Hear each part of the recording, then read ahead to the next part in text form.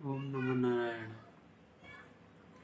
आज हम जिस टॉपिक के बारे में चर्चा करेंगे वो है पितृदोष के लक्षण और पितृदोष क्यों होता है। बिल्कुल बेसिक सी बातों पे चर्चा करेंगे।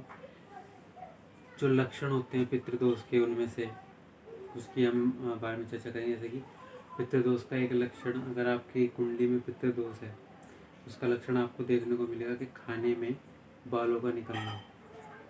जैसे कि आपने कुछ खाना परसा है, उसमें पराठे में से, रोटी में से, सब्जी में से बाल निकल रहे हैं, तो आप ये जान सकते हैं, अंदाज़ा लगा सकते हैं कि आपकी कुंडली में पितृदोष है। पितृ जो है आपसे नाराज़ चल रहे हैं।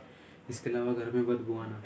घर में बदबू आने से तात्पर्य आपने झाड़ू पोछा कर दिया लेकिन फिर भी किसी स्थान से बदबू आती रहती है, तो इसका मतलब है कि पितृदोष का साया आप पर मंडरा रहा है। इसके अलावा कोई ना कोई व्यक्ति बीमार रहता है, एक सही होता है दूसरा बीमार हो जाता है और दवाइयाँ चलती रहती है घर में, ये भी एक सिम्टम है पितृदोष का।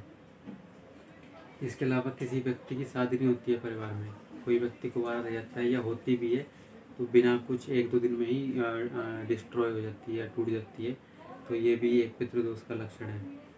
पितृदोष क्यों होता है? लेकिन देखिए, जब हमारे जो बड़े हैं वो जिंदा रहते हैं तब वो हमारे से नाराज़ रहते हैं तो उनको डांट फटकार देते हैं तो कोई दिक्कत नहीं होती।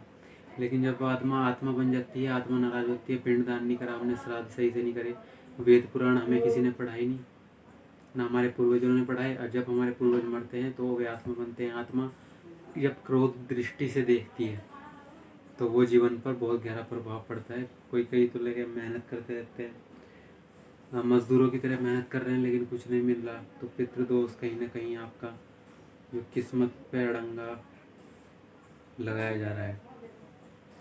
और वो मेहनत करते हैं और वे कह रहे हैं हमें अपनी मेहनत कर रहे हैं, इतनी मिल नहीं रहा, और ये सिम्टम आपने बताए, इनसे भी आप जान सकते हैं कि आपकी कुंडली में पितृदोष है। इसके अलावा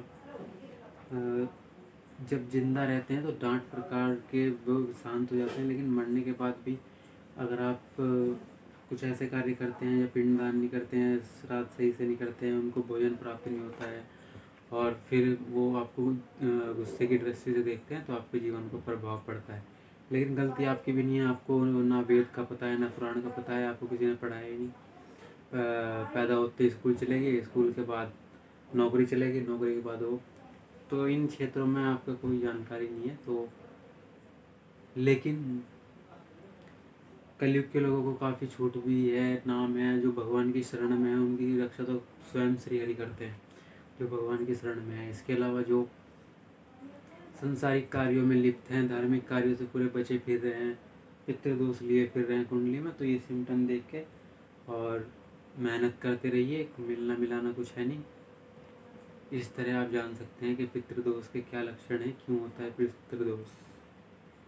और रहेगी आजकल की पंडिताई की बात, पंडिताई ऐसे होगी कि वैदिक मंत्र में अगर एक मंत्र गलत हो जाता है, हवन में आहुति गलत दे दी थी पहले के कभी ज़माने में, तो बारिश के लिए हवन करा रहे तो ऊपर से पता लगा आगे बरस रही।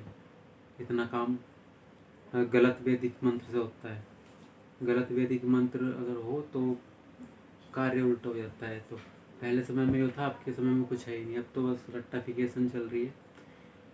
कुल मिला के बात यह है, श्री हरि की भक्ति की जाए, श्री हरि के चरणों का आश्रय लिया जाए और अपने ज्ञान के अनुसार, या कोई बड़ा कोई ब्राह्मण हो या कोई जानने वाला हो वेद पुराण, तो उनके द्वारा यज्ञ आह्वान या श्राद्ध आहुति या पिंडदान कराए तो आपको मुक्ति मिल सकती है इससे, और अपनी कुंडली भी चेक करा सकते हैं आप किसी आपके जो सही ज्ञाता हो वेद का और पुराणों का।